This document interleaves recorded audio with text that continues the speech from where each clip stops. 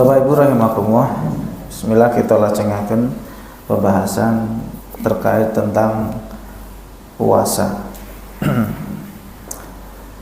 Masuk pada bab bada'a wujubus shaumi. Ya, kapan dimulai berpuasa? Kapan seorang itu kemudian wajib harus berpuasa? Ini khususnya untuk puasa wajib. Oh, mohon maaf sebelumnya, kemarin masih ada pembahasan sunnah tinggi. Nggih. Ngapunten.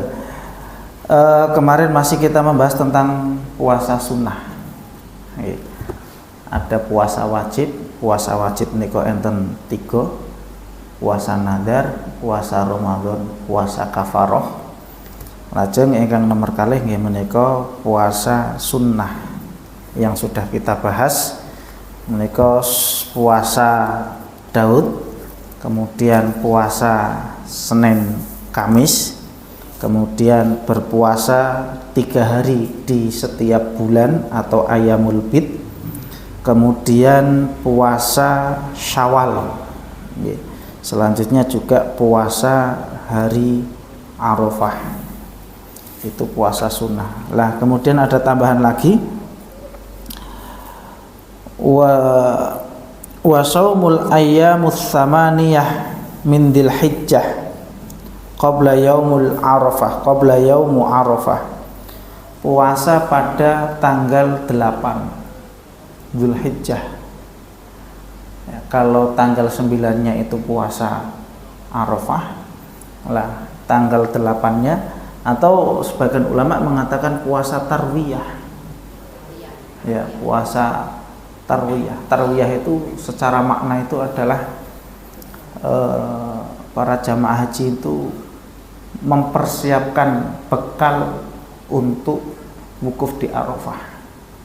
Tarwiyah itu kalau tidak salah itu secara makna mengisi botol air untuk bekal ketika wukuf di Arafah. Ya. Nah itu puasa di tanggal 8 bulan Dzulhijjah. Selanjutnya wa shaumu tasu'a wa asyura, atau sering kita dengar namanya puasa suro. Puasa pada tanggal 10 Muharram. Nah, ini yang Jawa 10 suro kan itu ya. Model Asyura itu, suro itu mungkin itu diambil dari kata Asyura. Asyura itu 10 di bulan Muharram. Puasa Tasu'a itu berarti tanggal 9-nya, Asyura itu tanggal 10-nya. Jadi ada satu riwayat menyebutkan ketika Rasulullah SAW memasuki kota Madinah, ya, Rasulullah mendapatkan orang-orang Yahudi itu berpuasa pada tanggal 10 Muharram. Ya, kemudian Rasulullah bertanya, kalian puasa apa? Puasa Asyura, yaitu hari di mana Allah Subhanahu wa taala menyelamatkan Nabi Musa. Nah, jadi ketika Nabi Musa dikejar-kejar Firaun itu, ya, yang kemudian Nabi Musa membelah lautan itu, nah itu pada tanggal 10 Muharram, sehingga kemudian diperingati oleh orang-orang Yahudi dengan melaksanakan puasa Asyura. Maka kata Rasulullah, kami lebih berhak, ya, kami lebih berhak daripada Anda, kami lebih berhak dari atas Musa daripada Anda. Maka Rasulullah SAW berkeinginan untuk menyelisihi orang-orang Yahudi. So tahun ngarep awake dhewe posone tanggal 9 kalian tanggal 10. Kajenge puasane tidak menyerupai dengan orang Yahudi. Rasulullah SAW beliau ngendika, afdhalus siyam ba'da Ramadan syahrullahil muharram. Ya. Afdhalus siyam, puasa yang paling utama setelah puasa Ramadan adalah syahrullahil muharram, yakni puasa pada bulan Muharram. Wa afdhalus sholati ba'dal faridhati sholatul laili, dan sholat yang paling utama setelah sholat 5 waktu adalah sholat malam, sholat lail. Sholat lail itu ya sholat yang dikerjakan di malam hari, tahajud atau qiyamul lail. Nah ini keutamaan puasa di tanggal 10 Muharram. Puasa Asyura dilaksanakan pada tanggal 10 Muharram. Namun Nabi bertekad di akhir umurnya untuk melaksanakan puasa Asyura, ya, untuk menyelisihi tadi orang Yahudi. Qadarullah, Rasulullah ngendika, sok tahun ngarep awake dhewe poso tanggal 9 dan 10. Tapi qadarullah, Rasulullah meninggal terlebih dahulu. Tapi Rasulullah seandainya beliau diberikan umur panjang, ya beliau berkeinginan pada bulan Muharram untuk melaksanakan puasa di tanggal 9 dan 10. Belum sampai tahun depan Nabiullah Muhammad SAW sudah meninggal dunia. Nah ini termasuk puasa sunnah. Niku nggih. Wasiyamul ashhuril haram. Kemudian termasuk puasa sunnah adalah puasa di bulan-bulan haram. Bulan haram niku ada 4. Bulan haram, bulan yang disucikan itu ada 4. Ya. Jadi bulan yang disucikan itu ada 4. 1 Dzulqa'dah, yang kedua Dzulhijjah, kemudian Muharram dan Rajab.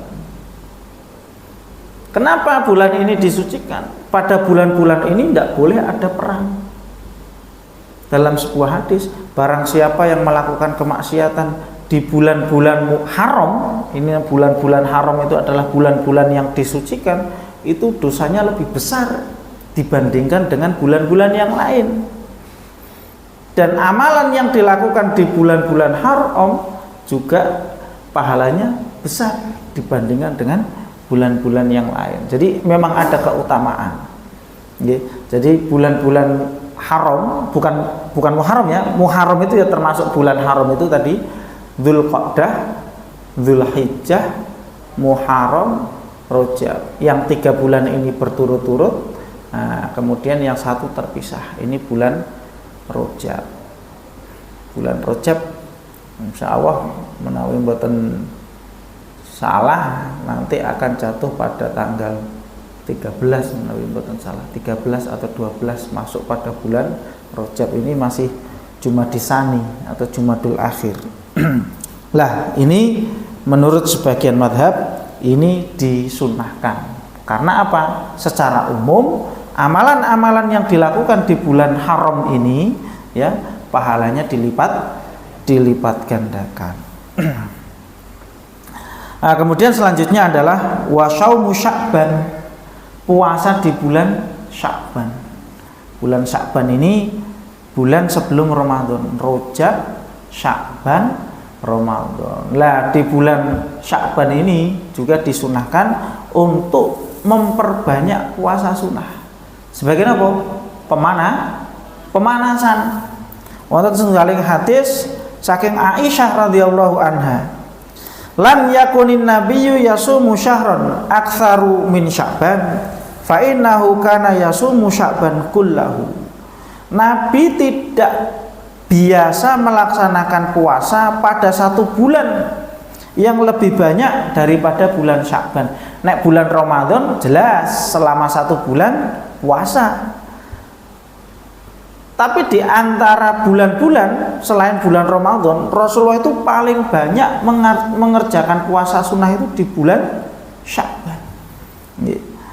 Nabi biasa berpuasa pada bulan Sya'ban seluruhnya, hampir 1 bulan itu Rasulullah melaksanakan puasa Sya'ban. Nah, ini sebagai bentuk pemanasan. Dan itu Bapak Ibu rahimakumullah nggih, terus itu puasa-puasa sunnah. Nggih. Ini kelanjutan yang kemarin niku nggih, ada keutamaan-keutamaan. Lah monggo menika menawi sampun nindakaken ingkang wajib saged ditambah dengan ibadah yang sunnah. Kemudian selanjutnya Bapak Ibu rahimakumullah masuk pada puasa yang diharamkan. Poso ning hukumnya haram, tidak boleh. Ya, tidak boleh dilaksanakan. Bahkan ulama mengatakan justru kalau dikerjakan malah dosa. Malah yang dikerjakan malah dosa. Apa saja niku puasa yang hukumnya haram ada 5 atau 6. Ya, 1.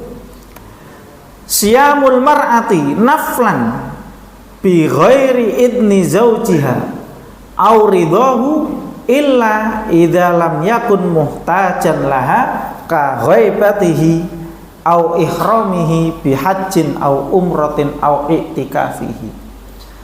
Puasanya istri yakni puasa sunnah tanpa seizin suami. Nah, ini ibu-ibu menawi ajeng nindakaken poso Senin Kemis atau puasa sunnah sanesipun menika izin kepada suami. Pak, kula izin ajeng pundi? Ya mboten ajeng ten pundi-pundi. Kula izin njing sesuk kula ajeng nindakaken puasa sunnah. Nah, ngeten nggih. Maka kalau tidak izin, sedangkan nyuwun sewu, bapaknya butuh ngeten. Bapaknya sik butuh. Ojo Pak, ojo cedak-cedak. Lho aku sik butuh. Lah aku poso. Lho poso apa? Poso sunnah ndak boleh. Ngeten nggih. Itu muhtajan, artinya seorang suami butuh kepada istri. Lah nalika bapaknya butuh, lah kok si istri malah puasa sunnah. Ojo cedak-cedak Pak. Lho ojo cedak-cedak ngopo? Aku isih butuh. Lho aku isih poso Pak. Lho poso nopo? Poso sunnah. Maka ndak boleh. Harus seizin suami, kecuali satu, posisi suami tidak di rumah. Ya. Atau memang posisi kondisi suami memang sedang tidak butuh. Maka yang demikian tidak mengapa. Nggih. Niki nggih. Ini penting. Jadi satu, puasa haram adalah puasanya istri, yakni puasa sunnah tanpa seizin suami. Maka kedah izin kepada suami. Masya Allah. Niku nggih. Dalam hal ibadah saja seorang istri niku harus izin kepada suami. Ngopo aku ibadahku ya karo pangeran. Nah, bukan seperti itu. Maka Rasulullah SAW beliau niku ngantos ngendika ngoten, seandainya ya sujud kepada manusia itu tidak berdosa, maka niscaya akan aku perintahkan seorang istri untuk sujud kepada suami. Itu menunjukkan agar nopo? Agar seorang istri itu taat dan patuh kepada suaminya. Nah niki penting niki. Nah itu yang pertama. Ya, ya ini puasanya istri. Ya. Kemudian selanjutnya puasa haram adalah yang selanjutnya adalah wa saumu yaumul id, puasa pada hari raya. Lah yo bakdo-bakdo kok malah poso. Entah itu Idul Fitri maupun Idul Adha, hukumnya haram, tidak boleh. Rasulullah SAW mendika anna Rasulullah SAW naha an siyami yaumaini yaumil adha wa yaumil fitri. Rasulullah SAW melarang berpuasa pada 2 hari, yakni hari raya dan juga hari raya Idul Adha dan juga hari raya Idul Fitri. Hari Id namanya saja Id. Id itu hari raya, hari untuk bersenang-senang. Ya, hari untuk bersenang-senang, ya hari makan-makan. Id itu secara itu secara bahasa artinya kembali.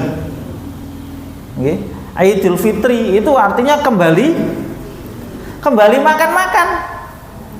Jadi sesasi poso mboten makan-makan itu Idul Fitri berarti kembali makan. Nah, itu. Ya. Jadi memang hari raya ya hari untuk makan-makan. Ini termasuk hari raya Idul Adha. Lah ya Idul Adha. Setahun arep mangan daging pisang kok ya ndadak poso. Nah, ini. Itu yang kedua, itu haram hukumnya. Tidak boleh. Kemudian selanjutnya adalah puasa pada hari tasyrik. Tasyrik itu berarti tanggal 11, 12, 13 bulan Dzulhijjah. Bakdo Idul Adha. Ya. Setelah hari, berarti kan hari rayanya tanggal 10 nggih. Hari raya tanggal 10, hari tasriknya tanggal 11, 12, 13 bulan Dzulhijjah. Nah, ini tidak boleh melaksanakan puasa.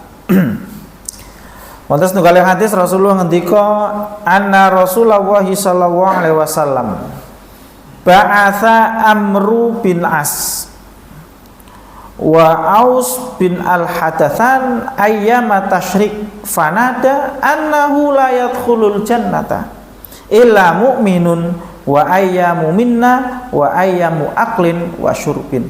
Rasulullah SAW nanti ngutus seorang sahabat, ya, mengutus Amru bin Al-As dan juga Aus bin Hadasan pada hari tasyrik. Pada hari tasyrik itu tadi, hari-hari tasyrik tanggal 11, 12, 13 bulan Dzulhijjah. Lalu kemudian Amr bin Al-As ini ngendika ngeten. Beliau menyerukan sesungguhnya tidak akan masuk surga kecuali orang mukmin dan hari-hari di Mina merupakan hari makan-makan dan minum-minum. Hari di Mina itu kan para jamaah haji, ya, setelah hari raya tanggal 10 mereka akan nginep di Mina. Ya, selama 3 hari itu tanggal 11 sampai 13 itu. Lah, itu disebut dengan hari tasyrik. Nah, ini tidak boleh melaksanakan ya puasa. Karena hari di Mina itu adalah hari makan-makan. Nah, ini hukumnya haram. Niki nggih, 3 nggih. 1, puasanya istri tanpa izin suami. Yang kedua, puasa pada hari raya. Yang ketiga, puasa pada hari tasyrik. Lajeng ingkang nomor sekawan nggih menika wa saumu yaumi syak. Puasa di hari syak, hari yang ragu, urung jelas. Nggih. Iki tanggal 29 apa tanggal 30 ya. Nah, ini namanya hari syak, ragu, hari masih diragukan, yaitu pada hari 30 bulan Sya'ban. Ragu apakah ini masih bulan Sya'ban atau sudah Ramadan. Nah, ini tidak boleh, ya, harus ada kejelasan, ya. Sehingga idza taraddadan nasu fi kaunihi min Ramadan walam yasbuti syiyam. Nah, ini jadi ada keraguan, sesuk ki tanggal wis tanggal 1 napa masih bulan Sya'ban. Nah, ini ragu, tak poso wae lah. Engko nek wis tanggal 1 ya berarti poso Ramadan, nek urung tanggal 1 ya berarti poso sunah. Ini tidak boleh, ya, ini tidak boleh. Karena itu nanti dalam bab niat itu harus adanya apa, al-jazmu bin niyah, memastikan, harus dipastikan ini tanggal 1 sudah masuk tanggal 1 Ramadan atau masih di bulan Sya'ban. Nah, itu namanya hari syak. Syak itu hari ragu, isih ragu-ragu. Lah ini. Rasulullah ngendika man shamal yaumal ladzi yashukku fihin nas faqad asa Abul Qasim sallallahu alaihi wasallam. Barang siapa yang berpuasa pada hari yang diragukan apakah tanggal 30 atau tanggal 29, apakah tanggal 30 Sya'ban atau tanggal 1 Ramadan, maka dia telah durhaka kepada Rasulullah sallallahu alaihi wasallam. Niku nggih. Jadi tapi insya Allah nek sekarang ya jelas ya niku nggih. Harian untuk masa kita sekarang, zaman kita ini sudah jelas ya. Ya, sudah biasanya bahkan jauh-jauh hari sudah ada pengumuman ya, sudah ada pengumuman. Lah niku puasa pada hari ragu. Kemudian wasaumul haid wan nufasa. Kagem ibu-ibu niki. Puasanya orang haid, orang nifas kok puasa. Orang haid kok puasa. Ya mosok aku haid koncone do poso, aku kok ora poso. Semisal. Ya ora penak. Ya ndak boleh. Itu namanya melanggar. Nggih. Wanita yang dalam kondisi haid ataupun nifas pasca melahirkan tidak boleh melaksanakan puasa. Lah terus bagaimana? Ya sudah, nanti berarti dia mengqadha, ya. Dia mengganti di hari-hari yang lain. Ini tidak boleh juga, haram hukumnya. Kemudian ada lagi di sini wasyamu may yakhafu ala nafsihil halak idza soma. Puasanya orang yang apabila berpuasa dia akan binasa. Wis divonis dokter, niki jenengan niki ndak boleh puasa. Engko nek sampean kok nekat poso, malah lagi nekat. Wong kancane do poso mosok ora poso dhewe ya ora penak, tak poso wae. Nekat padahal sudah diperingati, bahkan sudah ada vonis dari dokter. Makanya kan ada Pak nggih, sebagian orang itu sama dok. Nggih, kula gadah rencang Pak. Rencang SMP kula niku. Beliau punya penyakit, tidak tahu apa, tumor apa di otak itu. Jadi dia tidak pernah puasa. Itu nek puasa itu langsung ambruk, pingsan. Maka selama bulan Ramadan itu dia tidak pernah puasa. Sampai dia itu pernah ngabari, kamu seneng ya nek bulan puasa bisa pada puasa, saya tidak bisa puasa katanya. Karena dia punya penyakit. Ya. Itu pernah ditekati itu puasa ya ambruk Pak. Ya, maka orang yang memang benar-benar kemudian punya penyakit khusus sehingga dia tidak berpuasa, nah dia nanti tinggal membayar fidyah, ya, gantinya adalah membayar fidyah. Lah menawi pun enten vonis niki jenengan ndak bisa puasa, ini jenengan tetap nekat puasa malah ambruk, lah kok tetap nekat, lah ini juga hukumnya haram. Niku nggih, ini hukumnya haram. Nah, kalau di sini puasanya orang yang takut khawatir terhadap dirinya sendiri, apabila dia berpuasa nanti dia bisa binasa. Lah niku Bapak Ibu rahimakumullah ya, puasa-puasa haram ya, puasa yang dihukumi haram. Ya nek dilaksanakan sing jenenge haram itu ya berarti berdosa. Wis dosa tur malah ora entuk pahala itu nggih. Lah aku kok poso ora entuk pahala, ya namanya puasa haram dilaksanakan ya tidak diperbolehkan. Lah niku Bapak Ibu rahimakumullah ya, terkait dengan macam-macam puasa. Ada puasa wajib, puasa sunnah, puasa haram. Sebenarnya juga ada puasa makruh. Puasa yang hukumnya makruh. Makruh itu dibenci, kalau secara bahasa fikih itu hukumnya dibenci. Seperti kalau di sini disebutkan kasaumid dahri, puasa terus menerus, ben dina poso. Ngoten iki. Padahal nggih mboten enten napa-napa. Ning senengane poso terus. Enten sahabat jenenge namanya Abu Darda. Nggih. Jadi Pengine karepe dadi wong sing ahli ibadah. Poso terus. Padahal ya ndak ada apa-apa, ya bukan puasa Daud, bukan puasa apa. Puasa terus.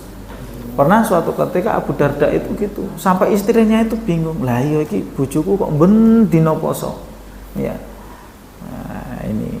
Maka kemudian disampaikan kepada Abu Darda, Rasulullah itu seorang nabi. Beliau menikah, beliau puasa, beliau juga berbuka. Artinya orang bendino poso. Nah ini namanya siyamud dahr. Siyamud dahrun itu selama 1 tahun, jadi poso terus. Ini tidak boleh, makruh, dibenci. Kemudian wa ifradu yaumul jum'ah awi sabti. Poso bendino Jumat. Tok. Jadi sampean kok poso? Ya poso dina Jumat. Lah paling nek sunah puasa Senin Kamis lah, kecuali hari Jumat itu ngepasi Ayamul Bid, semisal ngepasi tanggal 11, ngepasi tanggal 12 ngapunten. Iya. Apa Ayamul Bid itu 13, 14, 15 naliku. Nah ini kalau di sini dihukumi makruh, yaitu puasa pada hari Jumat saja atau pada hari Sabtu saja. Atau pada hari sing miturute dianggap keramat, misal aku arep poso ben Selasa Kliwon iki nganggo pasaran. Nah ini ya. Nah ini lah itu ya. Ini kalau di sini, kalau dalam buku ini fikih Islam ini dihukumi sebagai puasa makruh, ya, puasa yang dibenci. Wallahu a'lam bishawab. Nah, kalau termasuk di sini yang makruh itu adalah shaumul musafir. Puasanya musafir. Oke. Nah, puasanya musafir. Tapi sebagian ulama ada juga mengatakan, yo jenenge musafir itu memang mendapatkan keringanan untuk tidak berpuasa. Langkung-langkung musafir zaman sakniki arep tindak teng Jakarta, mung 45 menit ke ora kepanasan tur asinan. Artinya dalam safar itu tidak merasakan beratnya perjalanan. Maka monggo ya, mau puasa boleh ya, yang penting sudah melebihi jarak safar. Jarak safar itu jarak diperbolehkannya mengqashar sholat. Kita sudah bahas ya, qashar sholat. Ya kurang lebih jarak diperbolehkannya mengqashar sholat itu kisaran 88 kilometer. Nah, jadi kalau bepergian menempuh jarak itu tadi sampai 88 kilometer, maka boleh untuk tidak berpuasa. Lah terlebih perjalanannya berat, panas, aduh pisan itu. Nah ini. Nah sini disebutkan termasuk itu puasa makruh. Wallahu a'lam bishawab.